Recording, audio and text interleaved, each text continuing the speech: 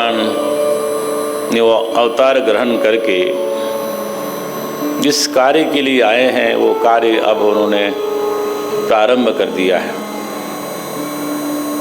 पहले गुप्त रूप से करते थे, जब बाल्यावस्था थी, किशोरावस्था में भी उन्होंने इसी प्रकार के अनेक कार्य किए, परंतु अब प्रकट रूप से भगवान श्री कृष्ण अपने कर्तव्य का निर्वाह कर रहे हैं। जैसे श्रीमद् भगवत गीता में भी और यहाँ पर भी अनेक बार भगवान ने यही संबोधन किया कि मैं धर्म की रक्षा के लिए आता हूँ और साथ साथ में जो दुष्ट होते हैं उनके संहार के लिए आता हूँ। भगवान के अनेक भक्त होते हैं, अनेक अवतार ऐसे हैं कि केवल एक उद्देश्य के लिए आए। जैसे कश्यप अवतार हैं, मोहिनी अवतार हैं, चाहे वो हरि का अवतार है, गजेंद्र के उद्धार के लिए आए, प्रहलाद जी के लिए आए नरसिंह भगवान बन करके। परंतु ये भगवान श्री कृष्ण, ये जो जगत में जो पापियों का भार बढ़ जाता है उसके हेतु भगवान का अवतरण हुआ है। मनसादि अनेक जो दैत्य हैं उनका वध करते हुए भगवान अपने गोपिकाओं के पास भी अपना संदेश भेजते हैं उद्धव जी के द्वारा, और एक संदेश भेजते हैं पांडवों के पास अक्रूर जी द्वारा। और भगवान ने अपना जो मनुष्य का कर्तव्य करना चाहिए उसको पालन करते हुए गुरुकुल में जाकर के विद्या ग्रहण किया। यद्यपि वो सब विद्याओं के दाता वही हैं, फिर भी परंपरा होनी चाहिए, परंपरा का रक्षण होना चाहिए। भगवान ने श्रीमद् भगवद गीता में कहते हैं यद यदाचरति श्रेष्ठः तत्तदेवेतरो जनः सयत् प्रमाणम कुरुते लोकस्तदनुवर्तते। जो श्रेष्ठ महापुरुष जो कार्य करते हैं उसी प्रकार आने वाला जो समाज भी उसी प्रकार आचरण करता है। कभी कभी मैं उदाहरण देता हूँ कि एक सत्पुरुष कोई ऐसा कार्य करता है और उसका कितने काल तक उसका उपयोग समाज, धर्म, संस्कृति के लिए होता है। दुष्ट की प्रवृत्ति होती है सत् कार्य का विच्छेद करना। अपने देश में यवन आए, उन्होंने मंदिरों को नष्ट भ्रष्ट कर दिया, परंतु अपने यहाँ पर अनेक ऐसे महापुरुष आए जिन्होंने उस संस्कृति को फिर से जीवित किया। हम लोगों ने बहुत लोगों ने नाम सुना है अहिल्याबाई होलकर, जिन्होंने अनेक मंदिरों का जीर्णोद्धार किया। साधारण सी कन्या थी, कोई बड़े कुल से भी नहीं आई थी, और रानी बनने का उनको अवसर मिला। और उन्होंने कहते हैं कि वो तो हाथ में शिवलिंग लेके चलती थी, इतनी भगवान के परम भक्त, उन्होंने अपना जीवन उसी में लगाया। ऐसे लोग आते हैं, प्रेरणा मिलती है। मैं यहाँ पर 7 दिन से देख रहा हूँ, यहाँ भगवती के दर्शन के लिए कितने लोग आते हैं। ये नहीं जानते हैं कि किसने बनाया। कुछ लोग जो जिज्ञासु होते हैं पूछते भी होंगे, परंतु जो बनाने वाले हैं कुछ तो गए और हम सब जाएंगे, परंतु ये कार्य यथावत वैसा ही रहेगा। इसलिए परमात्मा सत्पुरुष के दिल में अपना संदेश देता है। भगवान हमेशा नहीं आता है। जो सत्पुरुष होते हैं, सज्जन होते हैं,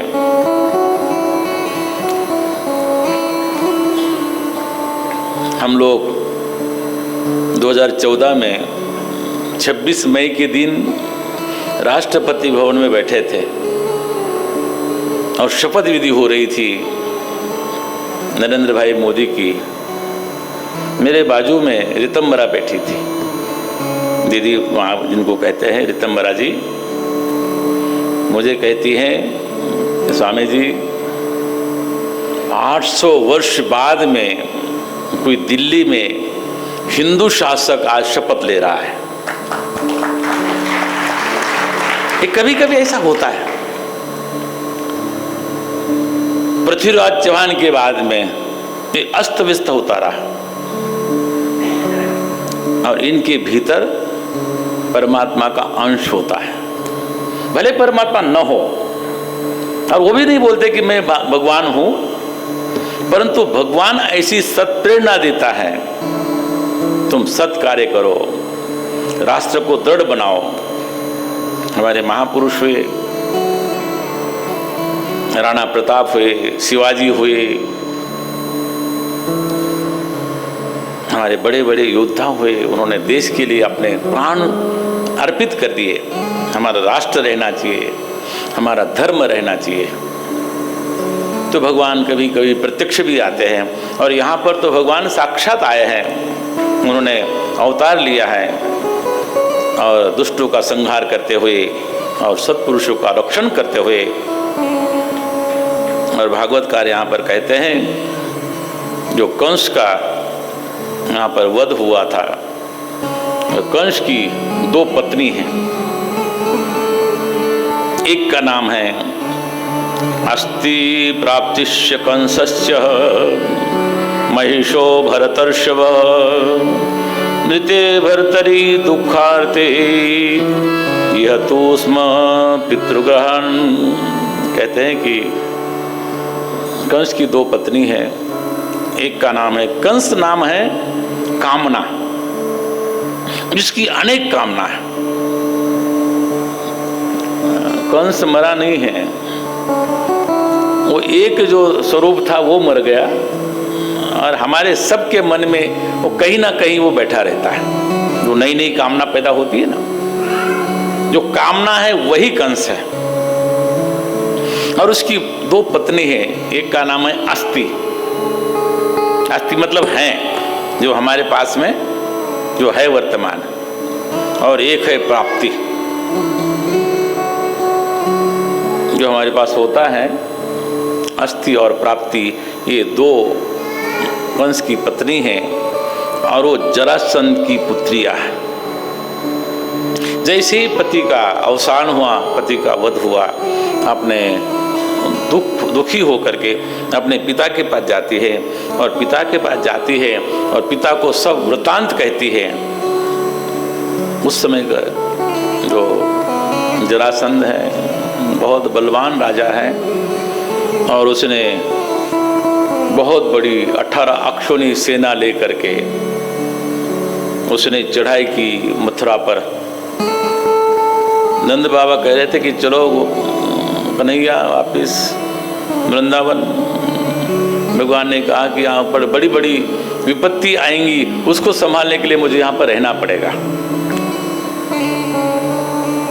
जरासंध बड़ी सेना लेकर के वहाँ से चला और भगवान ने विचार किया कि अपने पास तो कोई आयुध है ही नहीं।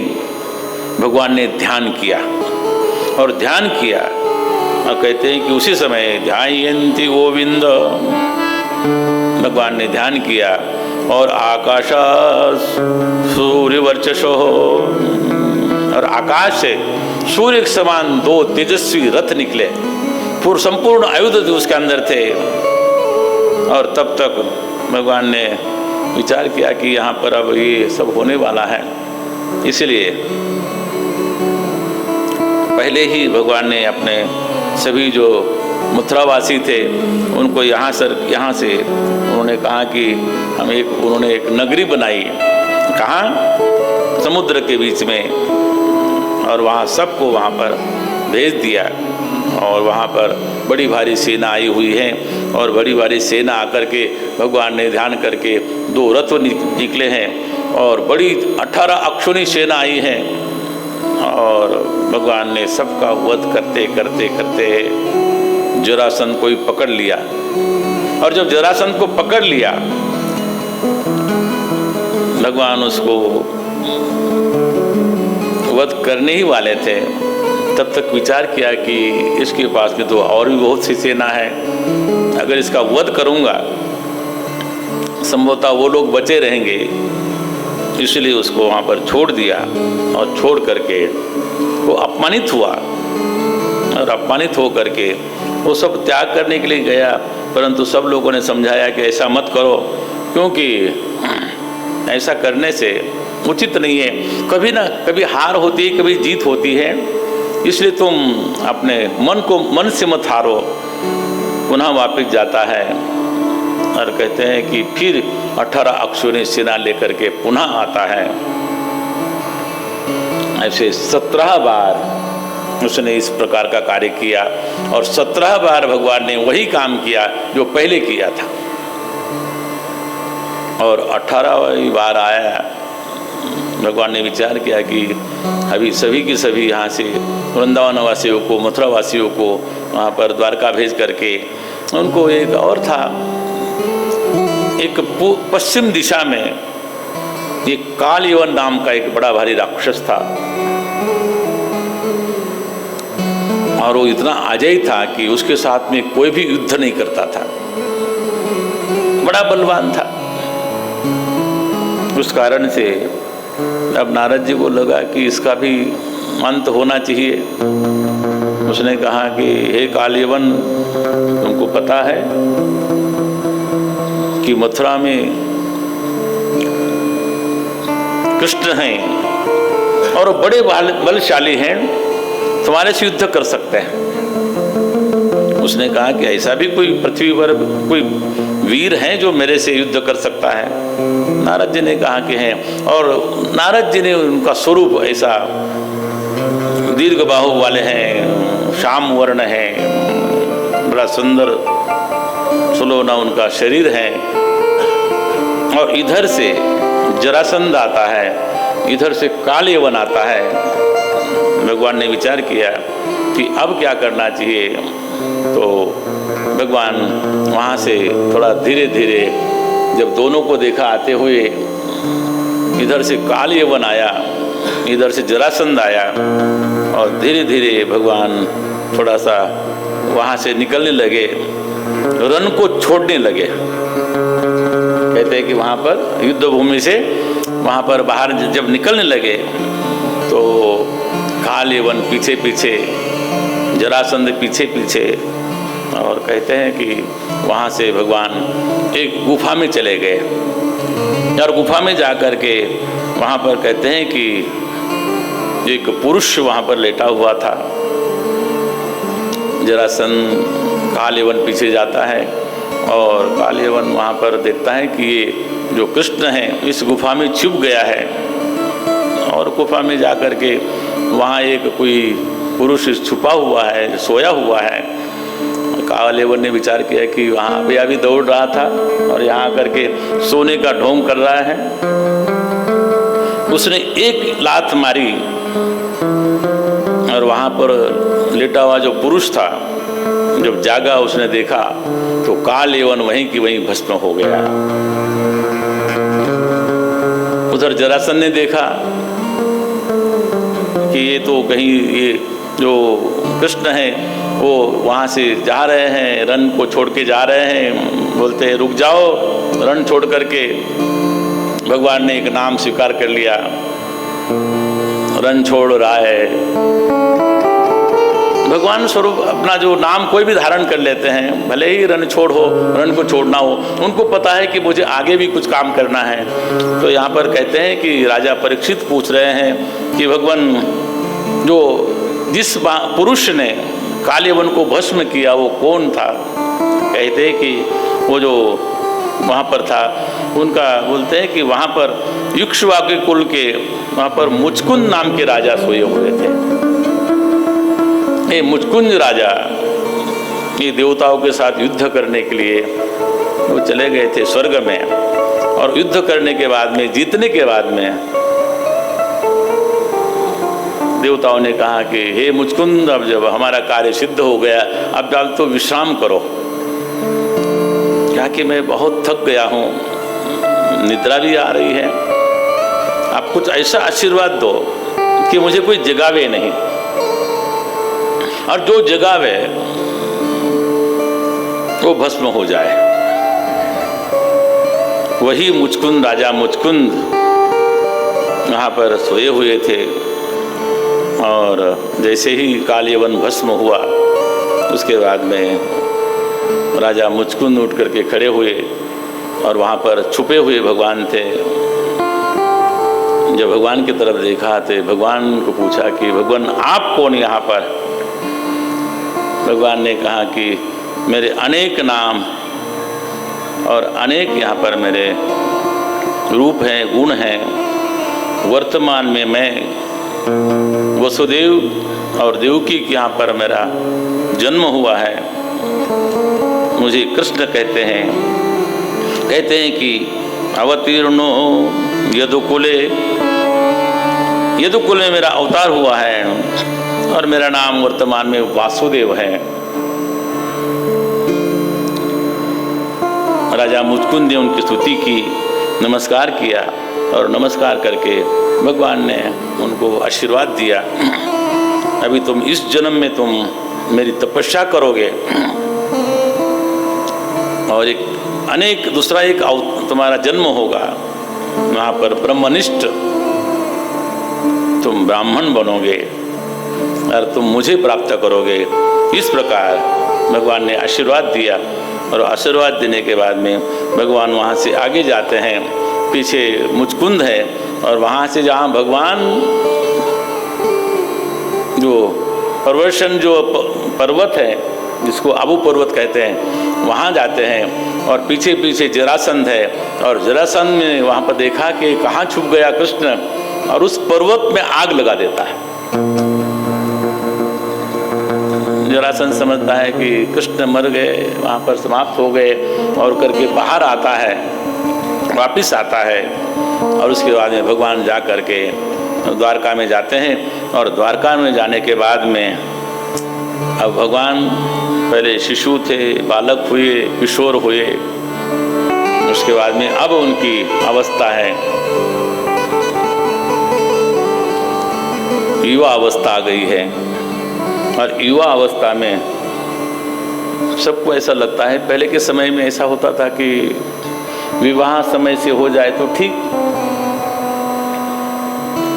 आजकल तो लोग सोचते हैं कि विवाह कभी भी हो जाए, पहले अपना घर हो, नौकरी हो, धंधा हो, ठीक ठाक हो। भगवान ने विचार किया कि विवाह तो करने की इच्छा तो है, परंतु अभी बड़े भैया का विवाह नहीं हुआ है, बलदेव जी का विवाह नहीं हुआ है। तो कहते हैं कि भगवान ने विचार किया, और यहाँ पर अनर्थाधिपति श्रीमान देवतो रेवती सुताम ब्रह्मणा चोदिता प्राजात बालयुति पुरोदितम। कहते हैं कि वहाँ पर रेवत नाम के महाराज थे, तो एक बार ब्रह्मा जी के पास गए, ब्रह्मा जी के सभा में गए। पहले लोग जाया करते थे, इसलिए गए कि मेरी रेवती पुत्री है, उसका विवाह किसके साथ हो। तब तक बोलते हैं कि ब्रह्मा जी के यहाँ पर कुछ भजन कीर्तन चल रहे थे, वहाँ पर संगीत चल रहा था। तो थोड़ी देर के लिए वहाँ पर थोड़ा विश्राम किए कि चलो ये भजन कीर्तन पूरा हो जाए। क्या बोल रहे होंगे वहाँ पर तो भगवान ही जाने। उस समय कृष्ण का तो कोई कथा होती नहीं थी। वहाँ संकीर्तन पूर्ण होने तक वहाँ पर रेवत नाम के राजा वहीं रहे, और बाद में ब्रह्मा जी से पूछा कि मेरी पुत्री का विवाह किससे करना है, मैं आपको ये पूछने के लिए आया था। ब्रह्मा जी ने कहा कि यहाँ का एक क्षण भी कई युग जैसा होता है। अब वहाँ पर तुमने जिन जिन राजाओं का विचार किया हुआ है, अब वहाँ पर कोई नहीं बचा है। वर्तमान में केवल तुम्हारी पुत्री की योग्य अगर कोई वर है तो वहाँ पर बलदेव जी हैं, बलराम हैं, जाओ उनके साथ में तुम्हारी पुत्री का विवाह करो। और वहाँ आते हैं और बलदेव जी का पहला विवाह हो गया, बड़े भैया का विवाह पहले हो गया। अब भगवान ने विचार किया कि अब अपना, और इसी में कहते हैं कि तब तक राजाशित भीष्म को नाम विदर्ध्वापतिर्महान तस्य पंचा भवत पुत्रा कन्यका च वराननः। विदर्भ के राजा भीष्मक नाम था उनका। उनके 5 पुत्र थे जिनके नाम सब रुक्मी, रुक्माओ, रुक्मादि, उनके अनेक, रुक्मा से ही क्योंकि उनका सुंदर शरीर था, सोने के समान शरीर होने के कारण उनके 5 पुत्र और एक उनकी पुत्री थी जिसका नाम रुक्मिणी था। यद्यपि भगवान श्री कृष्ण से उनके पिता विवाह करना चाहते थे, परंतु जो रुक्मी था बड़ा भाई, वो चाहता था, वो द्वेष करता था भगवान श्री कृष्ण से, इसलिए उन्होंने शिशुपाल से विवाह करने का विचार किया और निश्चय किया कि शिशुपाल से विवाह हो। और शिशुपाल के लिए और कहते हैं कि तैयारियां होने लगी। और जैसे ही पता लगा रुक्मिणी जी को कि अब मेरा विवाह होने जा रहा है शिशुपाल से, चिंतित हो गई। और मैंने तो वर्ण किया है भगवान श्री कृष्ण का, क्योंकि भगवान श्री कृष्ण की, भगवान नारायण की ही भगवती लक्ष्मी हैं और किसी की नहीं है। जो शिव है उन्हीं की शक्ति है। इसलिए कहते हैं कि उस समय उन्होंने विचार किया और रुक्मिणी ने कहा कि विवाह हो तो शिशुपाल से ही होगा। इसलिए हमारे रुक्मिणी जी ने एक पत्र लिखा और पत्र लिख करके एक ब्राह्मण को बुलाया और ब्राह्मण को बुला करके कहा कि हे ब्राह्मण देवता, ये मेरा पत्र लेकर के भगवान कृष्ण के पास जाना। और प्रथम नए श्लोक, पहला उनका श्लोक है, कहते श्रुत्वा गुणान् भुवन सुंदर शृणुतान्ते। आपके गुणों का वर्णन सुन करके मेरे हृदय में आपके प्रति प्रेम हुआ है और प्रेम होने के कारण हे अच्युत, मैं आपके सिवाय किसी को वर्णन नहीं करना चाहती हूँ। इस प्रकार का 7 यहाँ पर मंत्रों में 7 श्लोकों में उन्होंने पत्र लिखा और एक ब्राह्मण को बुलाया और ब्राह्मण को बुला करके उसके ब्राह्मण के बाद दे दिया, हे ब्रह्मवृंद, इसको लेकर के आप चले जाए। और कहते हैं कि वो ब्राह्मण वहाँ से आते हैं और वो पत्र लेकर के भगवान के हाथ में देते हैं। भगवान भी चाहते थे कि मेरा भी विवाह रुक्मिणी के साथ होना चाहिए, परंतु इसके आड़े में आया हुआ है उसका जो भाई है रुक्मी, उस कारण से मेरा विवाह उसके साथ में नहीं हो पा रहा है। इसलिए कहते हैं कि उसी समय भगवान ने विचार किया और विवाह की बड़ी तैयारी हुई है और विवाह की तैयारी हुई है और रुक्मिणी जी ने सब लिख दिया था कि कैसे आपको आना है, किस प्रकार आप आएंगे और किस प्रकार मेरा पानी ग्रहण करेंगे। लिखा हुआ था सब कि हमारे यहाँ पर कुल परंपरा है कि जब कन्या का विवाह होता है तो जो ग्राम देवता देवी होती है, भगवती का जहाँ पर मंदिर होता है, वहाँ दर्शन करने के लिए जाते हैं, तो वहाँ मैं आऊँगी। इस प्रकार का सब के सब वहाँ पर लिख दिया और फिर प्रतीक्षा कर रही है कि ब्राह्मण गया कि नहीं, वहाँ पहुँचा कि नहीं, मेरा संदेश दिया कि नहीं। वो चिंतन कर रही है भगवान का ही। और कहते हैं कि भगवान ने तब तक रथ को जोड़ लिया और चलने के लिए तैयार हुए। बलदेव जी को भी पता लगा कि अभी अपने भी चलते हैं। और तब तक ब्राह्मण देवता वहाँ पर आते हैं और ब्राह्मण देवताओं को देख करके, उनका मुखाकृति देख करके पता लगता है किसी को संदेश वाहक को आप भेजो। यहाँ पर एक बार शिव पुराण में एक श्लोक आया हुआ है, आचारः कुलमाख्याति। आपका कुल जानना हो तो आपका आचार विचार कैसा हो तो वो कह देता है कि आप अमुक कुल के हो सकते हैं। वो को आख्याति भोजनम, आपका शरीर, आप क्या भोजन करते हैं, कैसे भोजन करते हैं वो बताता है। और वचनम सुतमाख्याति, बोलते हैं कि आपका जो वचन है, आपका वाणी भी आपका परिचय देती है। और सेमाख्याति लोचनम, स्नेह जो है वो आँखों के द्वारा दिखता है। तो कहते हैं कि वहाँ पर जैसे ब्राह्मण को देखा, रुक्मिणी जी ने विचार किया कि मेरा कार्य सिद्ध हो गया और वो प्रसन्न होती हैं। और तब तक भगवान अपना रथ जोड़ करके बलदेव जी और सबके सब सेना भी के साथ में आते हैं। और वहाँ पर जहाँ विवाह समारोह होने वाला होता है, विश्वक नाम के जो महाराज हैं विदर्भ में, वहाँ पर पहुँच जाते हैं भगवान। राजा को पता लगा कि भगवान आए हैं, हो सकता है विवाह समारोह देखने आए हो। उनकी यथोचित व्यवस्था की, उनका स्वागत किया और एक जगह उनका निवास बना दिया। और प्रातःकाल भगवती उठती हैं, उनका श्रृंगार होता है, साक्षात लक्ष्मी जी का श्रृंगार हुआ, विवाह की तैयारी हो रही है। पता था कि यहाँ पर रुक्मिणी को पता था, यहाँ पर कृष्ण भी आए हुए हैं, उनको पता था कि यहाँ पर बड़ा खतरा है, बड़ा संकट है, इसलिए अनेक सैनिकों को साथ में रखा। रथ पर बैठी है रुक्मिणी जी और भगवती का दर्शन करने के लिए जा रही है।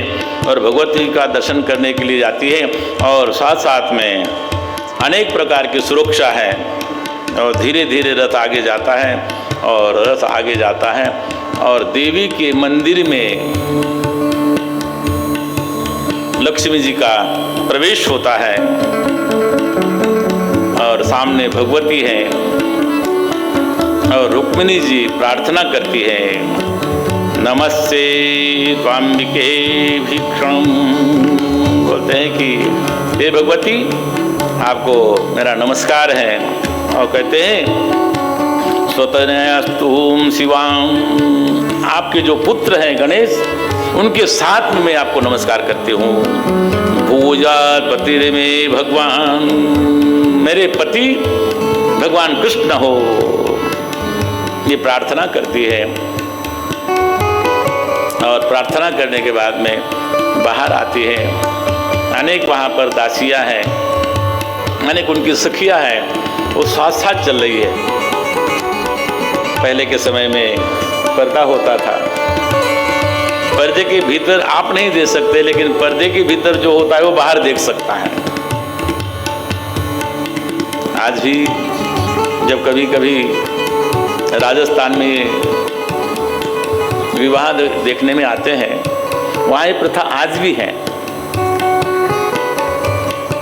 बड़े बड़े जो घराने होते हैं, राजघराने हैं, उनके यहाँ पर जो विवाह समारोह होता है, उस समय उनकी जो वधू होती है, उनका इतना घूंघट निकला रहता है और वो भीतर से बाहर देख सकती हैं, उनको आप स्पष्ट नहीं देख सकते हैं। यहाँ पर भी माता रुक्मिणी के सामने वो घूंघट है, बड़ा सुंदर स्वरूप है। और बड़े बड़े राजा वहाँ पर देखने आए हैं। और धीरे धीरे एक एक, अब हल्का हल्का कदम, मन में चिंतन है कि हमारे आराध्य जिनको मैंने अपने मन से वर्ण किया है, वो आए कि नहीं आए, आए तो वो यहाँ पर आ पाएंगे कि नहीं आ पाएंगे। और फिर मैं उनके साथ में मेरा पानी ग्रहण होगा कि नहीं, इस चिंतन के साथ में एक एक कदम आगे बढ़ा रही है, धीरे धीरे धीरे धीरे। और जैसे ही आगे बढ़ती है और परकोटे हुआ करते थे पहले, जो मंदिर होते थे, बड़ा परकोटा चारों ओर से, और मध्य में मंदिर होता है, और उस मंदिर में भगवान की प्रतिमा होती थी। वैसे ही वहाँ पर भी बड़ा परकोटा था, और परकोटे के ऊपर वहाँ पर सैनिक रथ खड़ा था, और धीरे धीरे भगवती रुक्मिणी जी आगे बढ़ रही है, और उस समय बढ़ते बढ़ते चिंतन कर रही है, और धीरे धीरे आया, और रथ पर जिस प्रकार वो चढ़ने वाली थी, तब तक वायु वेग से वहाँ पर भगवान कृष्ण का रथ आता है, और जैसे ही वो एक पैर उसने अपने रथ पर रखा है, भगवान ने एक रथ आया वहाँ से अपना हाथ रुक्मिणी जी के हाथ में दिया, और वहाँ से रुक्मिणी जी को अपने रथ में बिठाया, और वहाँ से रुक्मिणी जी का हरण हो गया। रुक्मिणी जी का हरण हो गया, हल्ला गुल्ला हो गया कि रुक्मिणी जी को कृष्ण भगवान लेके चले गए, उनका हरण कर लिया, और उसके पीछे रुक्मी और बहुत से लोग वहाँ पर सैनिक उनके पीछे दौड़े, परंतु कहते हैं कि वहाँ पर रुक्मी को वहाँ पर परास्त किया, और वहाँ पर अनेक उसके बाद में उनका अपमान भी हुआ, बंधन में डाल दिया, और भगवान रुक्मिणी जी को लेकर के द्वारका पधारते हैं। रुक्मिणी जी अकेली हैं। अब द्वारका वासियों में ये राक्षस पद्धति से भगवान ने रुक्मिणी का पानी ग्रहण किया। ये राक्षस विधि ये है, ब्रह्म विधि, दैव विधि, अर्श विधि, ये राक्षस विधि है, हरण करके ले जाना। परंतु भगवान हैं, परंपरा को मानने वाले हैं, इसलिए विधि विधान से पानी ग्रहण होना चाहिए। और वहाँ पर कन्या पक्ष से वहाँ पर कोई नहीं है। विचार किया कि दोनों पक्ष हो तो ठीक है। द्वारकावासियों ने कहा कि ऐसा करते हैं कि जो द्वारकावासी हैं वो सब की सब रुक्मिणी जी की ओर से विवाह में बैठेंगे। बोलो कृष्ण भगवान की जय, द्वारिकाधीश की जय।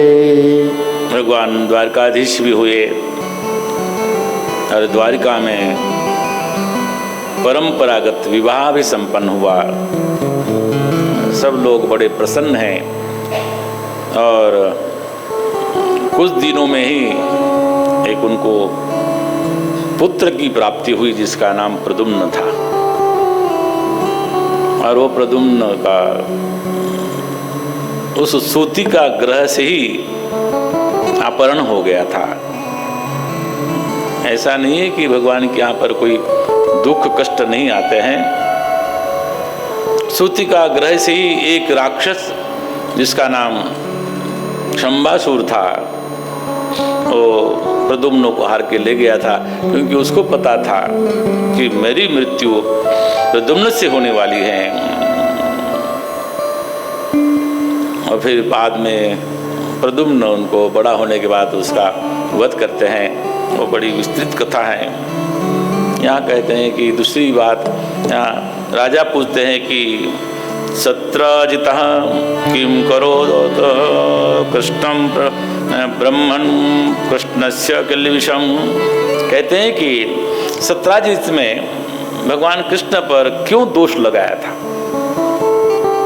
जो शमंतक मणि था उसकी चोरी का दोष क्यों लगाया था, ये मैं श्रवण करना चाहता हूँ। तो सुखदेव जी महाराज कहते हैं कि आसी सत्राजितः सूर्यो भक्तस्य परम सखा।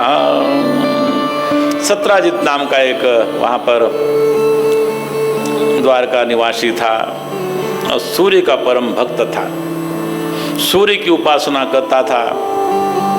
उसने देखा कि कृष्ण भगवान का वैभव बहुत विशाल वैभव है और मेरे पास भी कैसे ऐसा वैभव आना चाहिए। ऐसी जब कल्पना हुई तो एक दिन सत्राजित ने सूर्य भगवान का स्तवन किया, स्तुति की और सूर्य भगवान प्रसन्न हुए और सूर्य भगवान ने सत्राजित को एक मणि दी। सूर्य के समान वो मणि थी और उस मणि से प्रतिदिन 8 भार स्वर्ण निकलता था। 8 भार का मतलब है कि कई मन का एक भार होता है, पहले का ये गणित है। बहुत बड़ी मात्रा में वो जो मणि था वो स्वर्ण प्रदान करता था प्रतिदिन। भगवान सूर्य ने कहा कि इसको ले जाना, इसकी नित्य पूजा करना, इसकी पवित्रता बनी रहनी चाहिए, पवित्रता का ध्यान देना। और एक दिन वो सत्राजित वो मणि पहन करके भगवान श्री कृष्ण के दर्शन करने इसलिए आया कि केवल वैभव तुम्हारे पास नहीं है, वैभव मेरे पास भी है, बतलाने के लिए। प्रतिहारियों ने कहा कि भगवान आज लगता है कि सूर्य नारायण साक्षात आपका दर्शन करने आए हैं। भगवान ने कहा कि मैंने उनका स्मरण तो नहीं किया। फिर देखा, ध्यान लगाया तो बोले सत्राजित अपना मणि दिखाने मुझे लाया है। सत्राजित आया और भगवान श्री कृष्ण से मिल करके भगवान श्री कृष्ण ने कहा कि सत्राजित ये मणि तो बड़ा सुंदर है। कहा कि सुंदर ही नहीं है, प्रतिदिन ये 8 भार स्वर्ण प्रदान करता है। भगवान ने कहा कि इतने सोने का करोगे क्या? ये तो राजा के पास होना चाहिए। राजा उग्रसेन है, उनके पास में ये मणि होगा तो अपना राष्ट्र समृद्ध होगा, और जब राष्ट्र समृद्ध होगा तो वहाँ के लोग सुखी होंगे। सत्राजित को लगा कि भगवान के मन में कुछ ना कुछ इसको हड़पने की कुछ साजिश हो रही है, और सत्राजित वहाँ से वापस चला जाता है और चिंता में पड़ जाता है। और सत्राजित का एक भाई है, और सत्राजित के भाई ने विचार किया कि एक दिन उसका नाम था प्रसेन, और उस प्रसेन से बड़ा प्रेम करता था सत्राजित। प्रसेन ने कहा कि भैया ये मणि मुझे दे दो, मैं शिकार खेलने गिर के जंगल में जाना चाहता हूँ, और वहाँ पर बड़े बड़े वृक्ष हैं, वहाँ पर बड़ा अंधेरा होता है, और ये मणि से मैं देख करके वहाँ पर जा सकूँगा, मैं रास्ता खोज सकूँगा। मना नहीं कर सका सत्राजित, और वो मणि अपने भ्राता को दे दिया। और भ्राता वहाँ पर कहते हैं कि प्रसेन अपने गले में डाल करके उस गिर के वन में जाता है।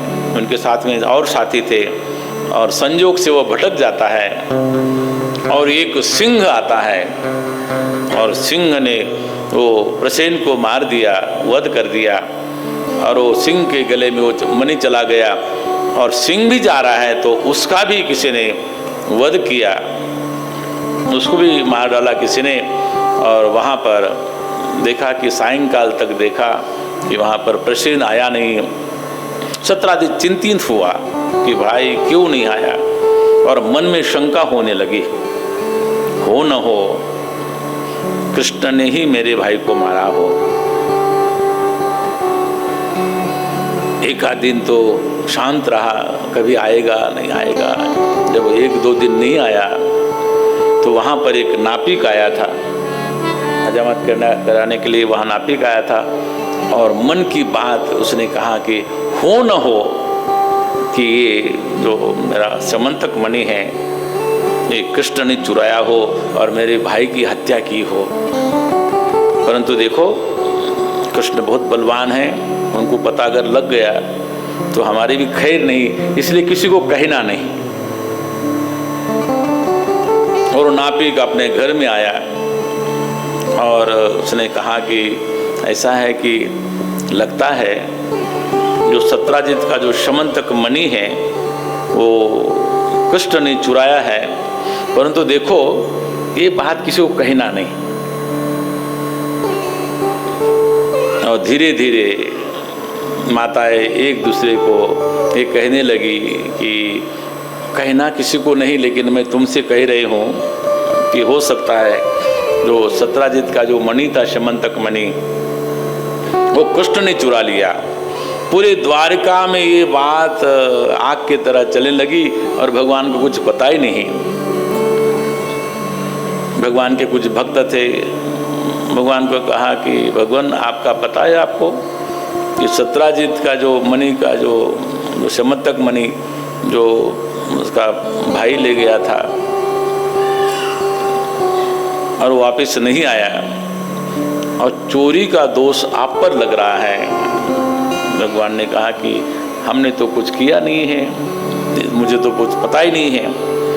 कहते हैं कि उस समय भगवान ने विचार किया कि दोष को मिटाना चाहिए, प्रयत्न करना चाहिए, दोष को मिटाने का प्रयत्न करना चाहिए और कुछ अपने साथियों को लिए साथ में और जहाँ पर प्रसेन गया था भगवान उस मार्ग पर चलने लगे और चलते चलते कहते हैं कि आगे गए तो जहाँ पर सत्राजित को, जहाँ पर प्रसेन को सिंह ने मारा था, सत्राजित भी मरा पड़ा है, वो सिंह भी मरा पड़ा है। जब आगे बढ़ते हैं तो वहाँ पर सिंह भी मरा है, तो उसको मारने वाला कौन है? तो कहते हैं कि आगे देखा कि एक जो रीछ होता है उसके वहाँ पर पदचिन्ह दिखे और धीरे धीरे आगे बढ़े। यहाँ पर विशाल एक गुफा थी और उस गुफा में भगवान ने कहा कि देखो मैं अकेला ही प्रवेश करूँगा। अपने साथियों को बाहर छोड़ा और अपने साथियों को बाहर छोड़ करके भगवान श्री कृष्ण भीतर प्रवेश करते हैं और उनके गले में भी एक कौस्तुभ मणि था, उसके प्रकाश उस गुफा में जाते हैं और जाते जाते जब अंत में पहुँचते हैं तो वहाँ पर उस मणि को लेकर के वहाँ पर कुछ बालक खेल रहे हैं। भगवान ने देखा कि वहाँ पर मणि तो है परंतु ऐसा ही ले जाऊँगा तो वो सत्राजित कहेगा कहीं छुपा के रखा था और वहाँ पर जब पता लगा तो वहाँ से ले आया। तो वहाँ पर जो जाम्बुवन की जो पत्नी थी उसने कहा कि ये बालक तुम मेरे पति को नहीं जानते हो, बहुत बलशाली हैं, उसको जगाओ नहीं। भगवान ने शंख बजाया और वहाँ पर ध्वनि की, बोलते ऐसा क्यों करते हो, मृत्यु को क्यों आह्वान करते हो। और उसी समय वहाँ पर जाम्बुवंत जग गया और वहाँ से युद्ध करने लगा भगवान के साथ में। 14 दिन बीत गए और 14 दिन बीतने के बाद में जो गुफा के बाहर जो आए हुए थे वो वापस चले गए अपने घर और संदेश दिया कि भगवान कृष्ण गुफा में गए और 14 दिन तक हम लोग वहाँ पर प्रतीक्षा करने के लिए कहा था लेकिन आज भी अभी तक आए नहीं, लगता है कि वहाँ अंदर वो नहीं रहे और हम लोग वापस आए हैं। और फिर भगवान वहाँ पर वो जाम्बुवंत के साथ में युद्ध कर रहे हैं और 28 दिन तक वो युद्ध चला और जाम्बुवंत उस समय थक करके चूर हो गया। जाम्बुवंत कहता है भगवान आप कौन है ये बताए, क्योंकि मुझे वरदान था भगवान श्री राम का, मेरे सिवाय तुमको कोई पराजित नहीं कर पाएगा। आप राम तो नहीं है।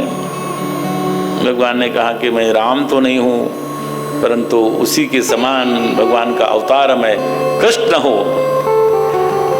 कहते हैं कि भगवान आप यहाँ पर कैसे पधारे। बोले कि जो मणि है इसकी मेरे पर आरोप लगा है इसका चोरी का, इसको लेने आया हूँ। बोले भगवान इस मणि को तो मैं आपको दान रूप से दूंगा और बोलते हैं कि मणि को आपको दक्षिणा में दूंगा, परंतु इसके पहले आप ऐसा करना कि मेरी कन्या है जाम्बुवती, उसके साथ में विवाह करके और इसको दक्षिणा में मैं दे दूंगा। भगवान ने कहा कि जैसी इच्छा। और वहाँ से 28 दिन के बाद में जाम्बुवती के साथ में भगवान बाहर आते हैं और तब तक भगवान के जीवन के लिए प्रार्थना करने के लिए वहाँ पर यज्ञ होता है। वसुदेव जी महाराज, देवकी और द्वारकावासी वहाँ पर भगवान के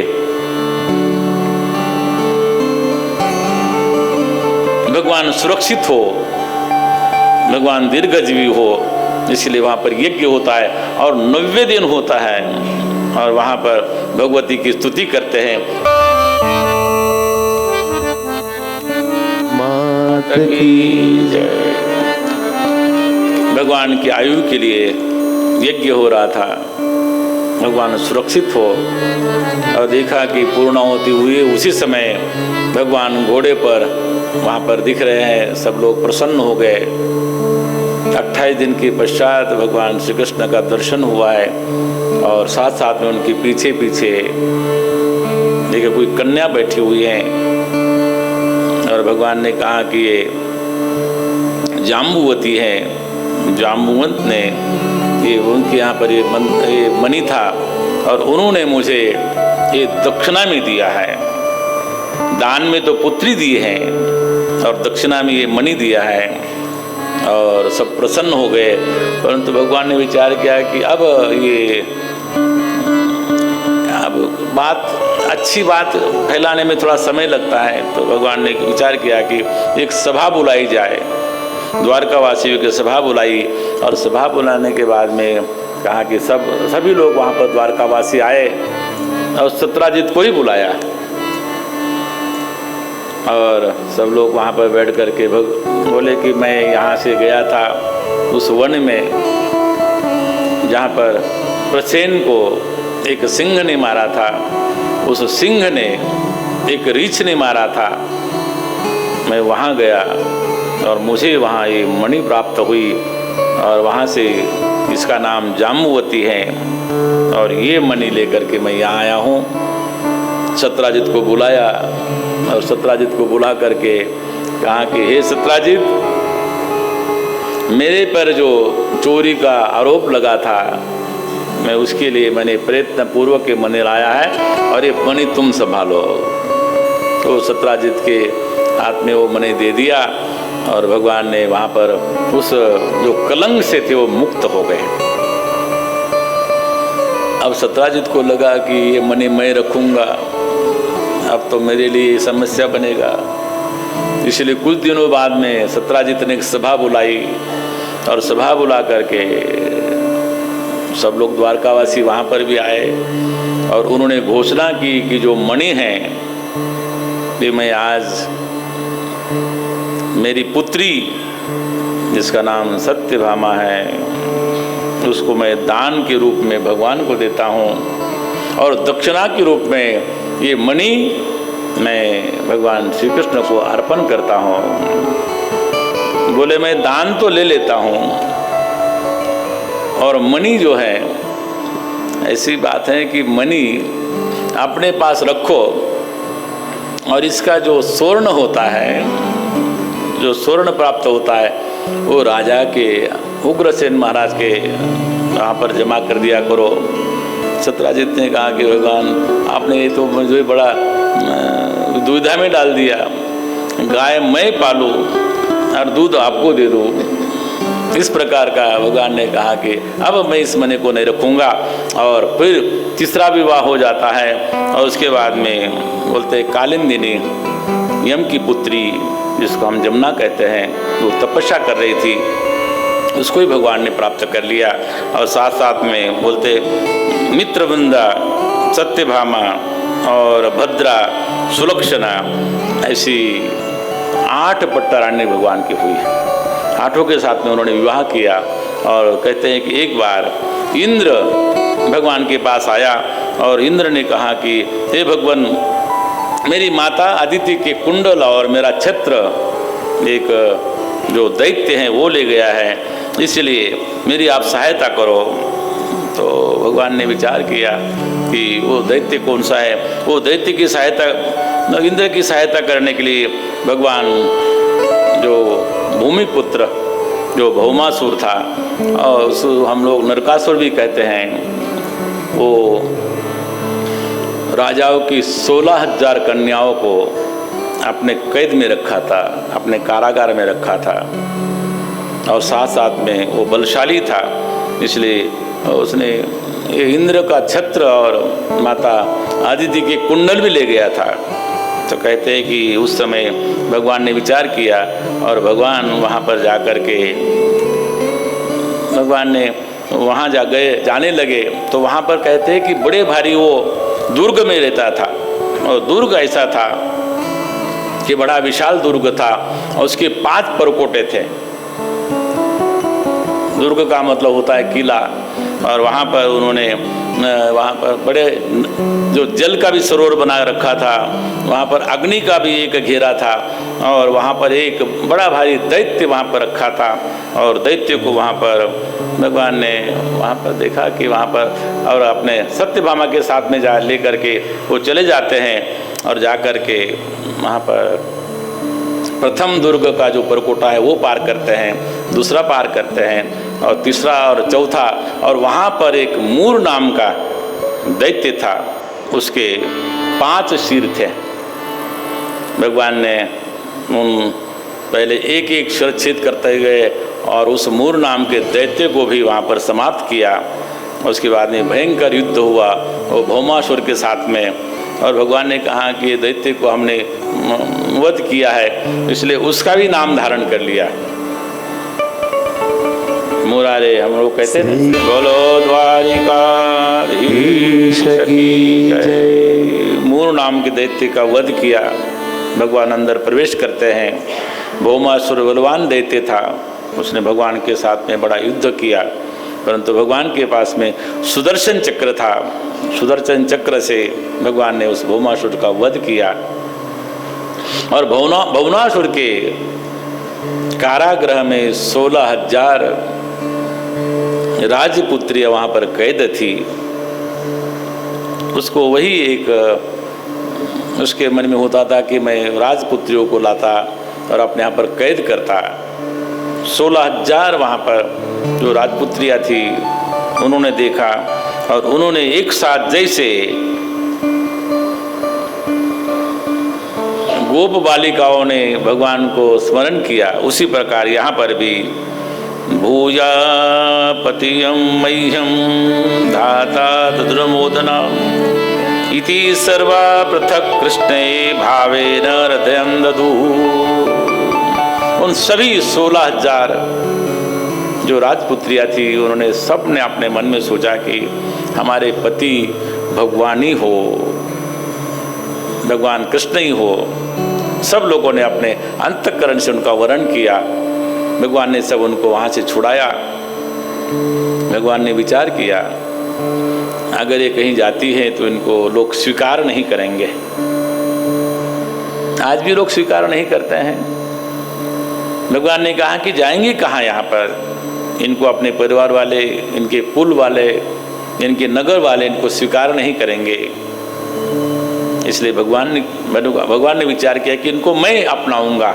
और भगवान ने उन 16,000 कन्याओं के लिए पृथक पृथक अलग अलग रथ सजाए और सबको वहाँ से द्वारका भेज दिया। द्वारका में प्रस्थान करते हैं और वहाँ पर भौमासुर से वो अदिति माता का कुंडल और इंद्र का छत्र लेकर के भगवान स्वर्ग पहुँचते हैं। जब स्वर्ग पहुँचते हैं इंद्र को उनका छत्र देते हैं, उनकी माता अदिति के कुंडल देते हैं। और भगवान जब वापस आने लगते हैं तो सत्यभामा साथ में थी। उन्होंने कहा कि यहाँ का एकाध तो अपने को पौधा लेके चलना चाहिए। तो वहाँ पर कहते हैं कि पारिजात का वृक्ष उस समय सुंदर फुला हुआ था, और पारिजात का वृक्ष जैसे ही उन्होंने वहाँ से ले लिया, इंद्र ने देखा कहाँ तो भौमासुर से लड़ नहीं सकता था।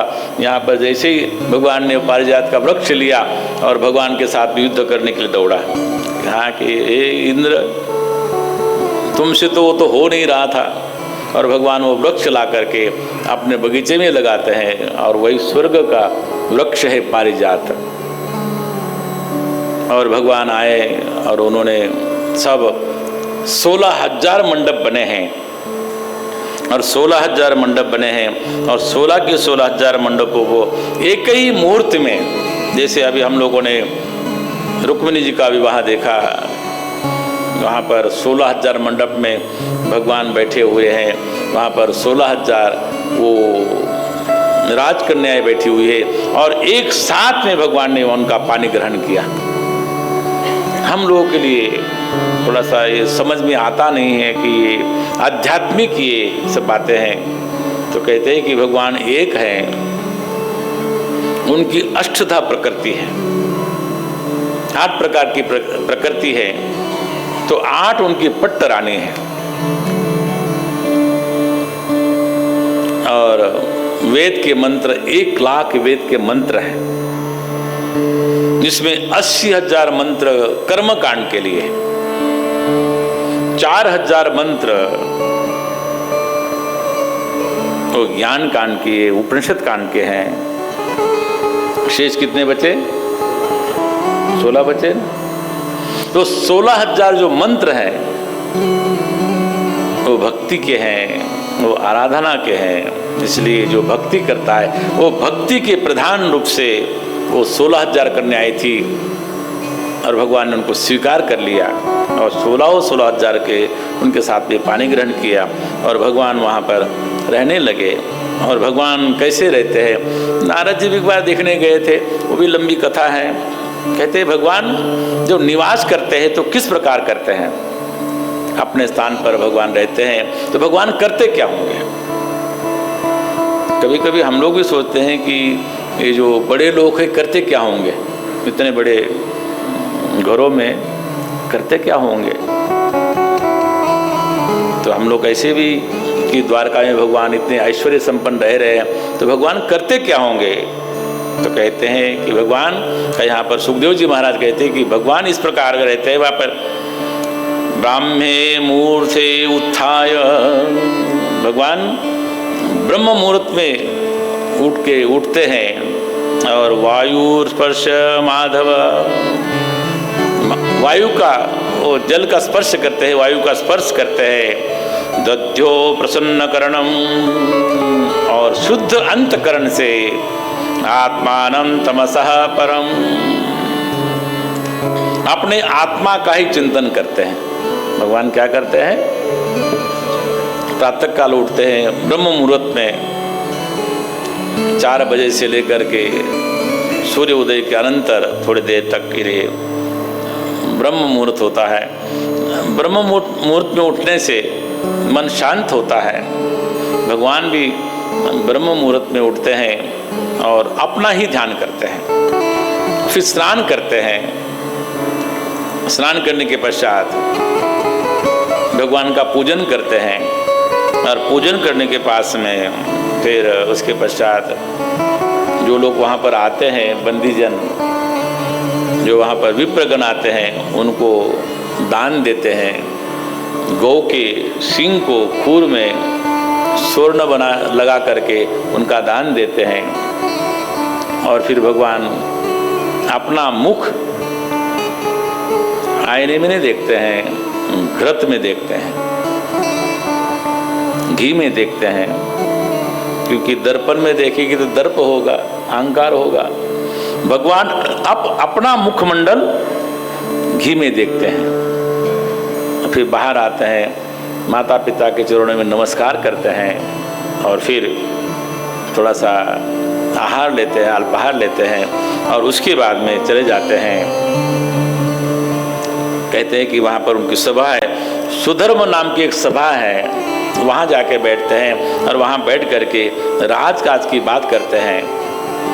सुखदेव जी महाराज कहते हैं कि वहाँ पर जब बैठे थे तो वहाँ पर प्रत्याहारी ने एक संदेश दिया कि भगवान तत्र एकः पुरुषो राजन, एक वहाँ पर कोई मनुष्य आया है, वो उसको पहले कभी देखा नहीं था, वो आपसे मिलना चाहता है। भगवान ने कहा कि अंदर ले आओ, बुलाओ, और उसने उसको अंदर बुलाया, भीतर बुलाया और भीतर बुला करके उसका संदेश पूछा कि क्या संदेश है।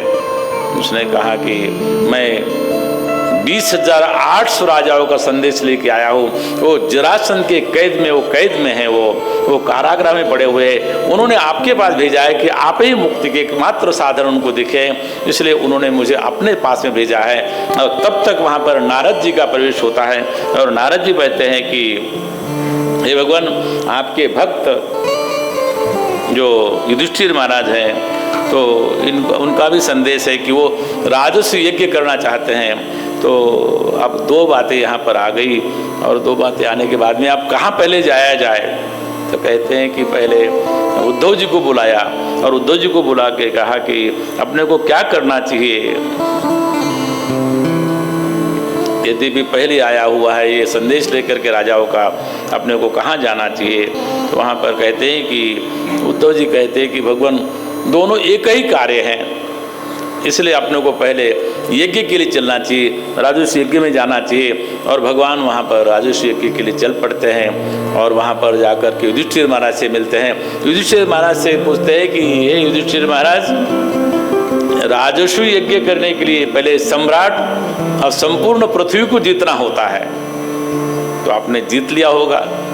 उन्होंने कहा कि हमने समस्त पृथ्वी को तो जीत लिया है, परंतु एक अभी हम जरासंध को नहीं जीत पाए हैं, भगवान वो अभी कमी रह गई है। तो भगवान ने कहा कि ऐसा करते हैं कि मैं, अर्जुन और भीम तीनों चले जाते हैं। भगवान ने अपना स्वरूप अर्जुन को और भीम को लेकर के, ब्राह्मण का स्वरूप लेकर के वो जरासंध के नगर में जाते हैं, और जरासंध के नगर में जाकर के जब वहाँ पर जाते हैं और जरासंध को संदेश देते हैं, और प्रत्यार्यों ने कहा कि वहाँ के जो द्वारपाल थे उन्होंने कहा कि कोई 3 ब्राह्मण हैं और आपसे मिलना चाहते हैं, आपसे भिक्षा मांगना चाहते हैं। जरासंध भी ऐसे ब्राह्मणों का भक्त था, उसने कहा कि आने दो अंदर, तो भीतर बुलाया। बोले, हे ब्राह्मणों, तुम लोगों को क्या चाहिए? भगवान ने कहा कि हम लोग वैसे ब्राह्मण नहीं हैं जो कोई कुछ लेने के लिए आए हैं, आपसे कुछ और मांगने आए हैं। बोले, ब्राह्मण मांगते हो तो मैं अपना सिर भी देने को तैयार हो, बोलो क्या मांगते हैं? भगवान ने कहा कि हम लोग आपसे द्वंद्व युद्ध की भिक्षा मांगते हैं। द्वंद्व युद्ध मतलब एक दूसरे से। तब तक जरासंध ने विचार किया कि इनको मैंने पहले कहीं देखा है। भगवान अपना परिचय देते हैं। भगवान कहते हैं कि मैं कृष्ण हूँ, और ये अर्जुन हैं, और ये भीम हैं। जरासंध कहता है कि तुम तो मेरे डर के मारे कहीं भाग गए थे, रण छोड़ के चले गए थे, अब तुमसे क्या मैं लड़ाई करूंगा, युद्ध करूंगा। और ये जो अर्जुन है, ये दुबला पतला सा है, इससे भी वो शोभा नहीं। मेरे समान अगर कोई है तो ये भीम है। और युद्ध के लिए वहाँ पर एक मंच बना, और दूसरे दिन सब के सब युद्ध के लिए दोनों वहाँ गए, और सब लोग वहाँ पर युद्ध देखने के लिए आते हैं। और युद्ध देखते देखते वहाँ पर एक दिन आए, एक दिन पूरा हुआ, फिर आए, और सब साथ में बैठ करके भोजन करते हैं, विश्राम करते हैं। और साथ साथ में 1 दिन, 2 दिन, 3 दिन, 28 दिन बीत गए। भीम ने कहा कि भगवान मेरे बस की आप बात नहीं है। भगवान ने कहा कि आज के दिन तो कर ही लो। 28वें दिन भगवान के इशारे का भगवान क्या कहते हैं, युद्ध होने लगा। और भगवान ने उसको कहा कि इसके 2 भाग हैं, इसको तुम चीर लो। भीम ने एक पैर अपना पैर रखा और दूसरी टांग में खींच लिया, उसके 2 भाग हो गए, एक इधर फेंका, एक उधर फेंका, और फिर वो आपस में जुड़ गया। ऐसा कई बार हुआ। कहा कि भगवान ये क्या हो रहा है? तो भगवान ने कहा कि मेरे तरफ अब देखना, जब उसकी पीठ मेरे तरफ हो, तुम्हारा मुख मेरे तरफ हो, तब देखना। भगवान ने वहाँ पर एक तिनका लिया और तिनके के 2 फाड़ किए। उन्होंने कहा कि एक दाहिने तरफ बाएं हाथ वाला दाहिने तरफ फेंका और दाहिने वाला बाएं तरफ फेंका, और भीम ने वहाँ पर उसकी फिर से वैसे ही उसको फाड़ दिया, और वो फिर से जुड़ नहीं पाया। हाहाकार मच गया। और फिर कहते हैं कि उस समय उनके एक पुत्र थे सहदेव, उसको वहाँ पर राजगद्दी दे दी, और राजगद्दी देने के पश्चात भगवान वहाँ पर वापस आते हैं, और राजस्व यज्ञ का प्रारंभ होता है। और जब राजस्व यज्ञ चल रहा है, उस समय वहाँ पर सबसे पहले अग्र पूजा होनी चाहिए। अग्र पूजा किसकी हो? कहते हैं कि वहाँ पर अग्र पूजा के लिए बड़े बड़े वहाँ पर भीष्म पितामह, कृपाचार्य, द्रोणाचार्य, बड़े बड़े अनेक ऋषि वहाँ पर थे। अब अग्र पूजा हो किसकी? तो जो जरासंध का जो पुत्र था, सहदेव उसका नाम था, उसने कहा कि अग्र पूजा के अधिकारी हैं तो भगवान कृष्ण है, इनकी सिवाय कोई अधिकारी नहीं है। परंतु भगवान का द्वेषी वहाँ पर एक बैठा था जिसका नाम शिशुपाल था, कि द्वेष करता था। उसने कहा कि ये कहाँ का अग्र पूजा का अधिकारी है, और उसने अपशब्द कहना शुरू कर दिए। भगवान के अपशब्द, भगवान के प्रति अनेक अपशब्द कहे। भीम को बड़ा क्रोध आया और भीम उसको मारने के लिए उद्यत हुआ, उठा। भगवान ने कहा कि भीम बैठ जाओ, अभी और प्रतीक्षा करो। और करते करते उसने 90 गालियां दे दी। भगवान ने सावधान किया कि शिशुपाल 90 हो गई, और किसी को टोको ना, कोई क्रोधी को, तो और उसको उत्साह आता है। फिर वो गाली बकने लगा, अनेक अनेक प्रकार की यहाँ पर गाली बकता है। और उसके बाद में उस समय कहा कि अब 95 हो गई है, 96 हो गई है, 99 हो गई है। और जैसी 100वीं गाली उसने उसके माँ को वचन दिया था कि 100 गाली जब तक मुझे शिशुपाल नहीं देगा तब तक इसकी मैं मृत्यु का कारण नहीं बनूंगा। जैसे ही 100वीं गाली दी उसी समय भगवान का चक्र घूमने लगा और वहाँ पर शिशुपाल का वध हो गया। और शिशुपाल में से एक तेज निकला और भगवान में वो समाहित हो गया। जो ऋषि कुमारों के कारण जो द्वारपालों को जो श्राप मिला था कि तुम 3 जन्म में तुम दैत्य बनोगे, तो पहले हिरण्यकश्यपु, हिरण्याक्ष, और उसके बाद में बोलते हैं कि पहले उसके बाद यहाँ पर ये हुए और रावण, कुंभकर्ण हुए, और 3रा जन्म इनका था। और यहाँ पर उसका वध हो जाता है, फिर त्राही त्राही होती है। परंतु वहाँ पर अग्र पूजा कहते हैं कि अब अग्र पूजा न हो, क्योंकि यहाँ पर अपशकुन हुआ है। इस प्रकार वहाँ पर यज्ञ की पूर्णाहुति होती है। और जैसे ही यज्ञ की पूर्णाहुति होती है, और एक दंत्रवक्र, वो भी दैत्य था, वो भगवान से युद्ध करने के लिए रास्ते में आया, और भगवान ने अपने कौमुदी नाम की गदा से उसका भी प्राणांत कर दिया। और वो द्वारपालों में से एक दैत्य बना हुआ था। भगवान ने अपना कार्य संपन्न किया, और भगवान ने कहा कि अब मैं शस्त्र धारण नहीं करूंगा। भगवान ने वहां से शस्त्र का त्याग किया है और शास्त्र धारण किया है। भगवान वहाँ से चलते हैं और द्वारिका में पहुँच करके फिर द्वारकावासी वहाँ पर उनका यथोचित स्वागत करते हैं, और वहाँ पर भगवान का नाम संकीर्तन करते हैं, श्रीमन नारायण नारायण। एक तो राजर्षि यज्ञ की पूर्णाहुति हुई, और दूसरा जरासंध के जो नगर में गए थे वहाँ पर 20,800 राजा का वहाँ पर जो बंदी बने थे उनका भी उन्होंने उद्धार किया।